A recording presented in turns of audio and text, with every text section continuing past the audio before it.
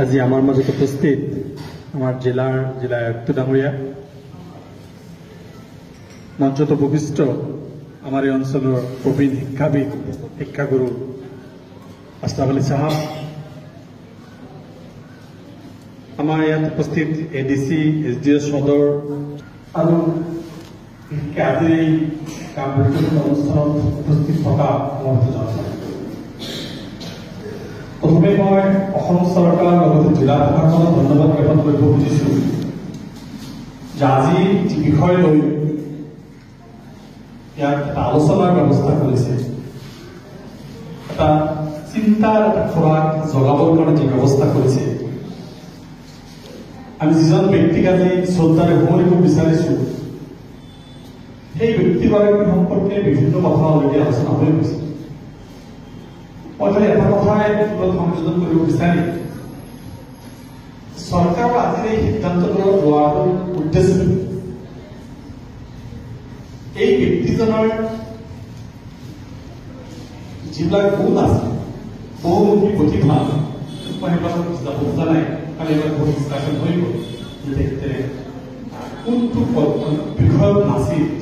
যিজনক কলাগুৰু সেই সময়ত ভাৰতৰ ৰাষ্ট্ৰপতিয়ে দিয়া 1940 চনতে কলাগুৰু তেখেতক দিয়া হৈছিলে,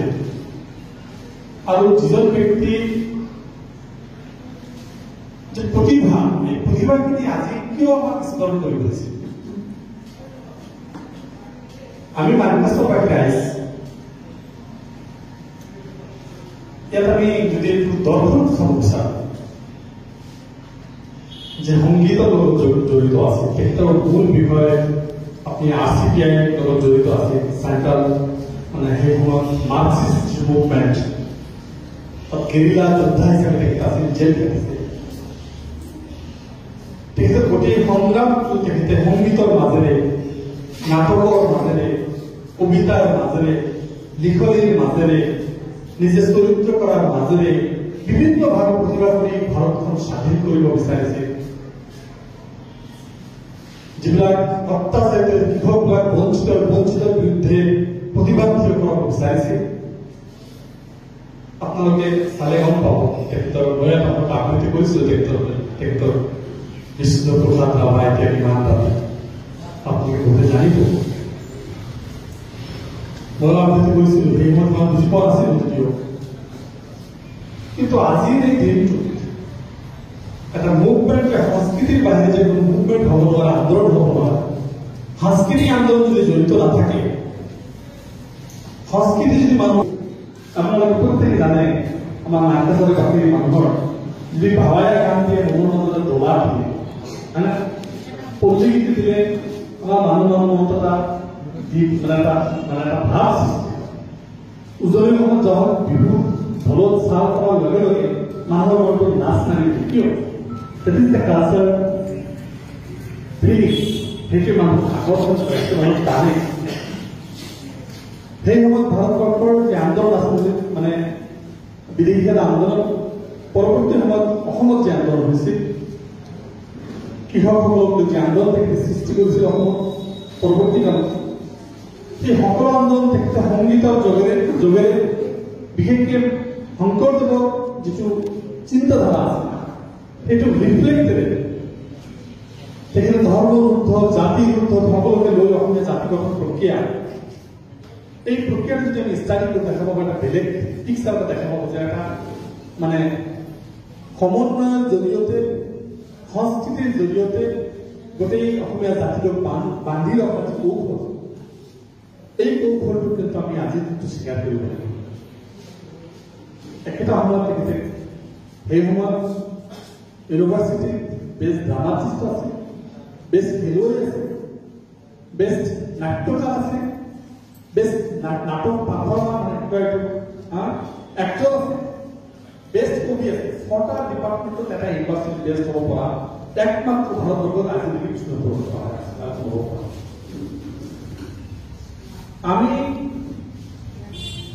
মানকাছৰত খুব ভাল লাগিছে, আমাৰ এটা গ্ৰুপ ইয়াত আছে, আগৰ পৰা আমি জানো।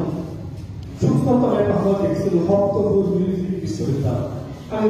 হাইস্কুল পঢ়ো, আজি কিন্তু নাই। মানকাছাও আজি আমি কালচাৰ কৰিবলৈ জীয়াই ৰাখিছে আমাৰ ডিষ্ট্ৰিক্ট হেডকোৱাৰ্টাৰ মিউজিকৰ কোনো জেগা নাই হাৰমনিয়াম বজোৱা জেগা নাই এটা তবলা বজোৱা মানুহ নাই কলেজত যিবিলাক কোৰাছ হয় সেইবিলাকত দেখা পাওঁ মিউজিকত বজোৱা হয়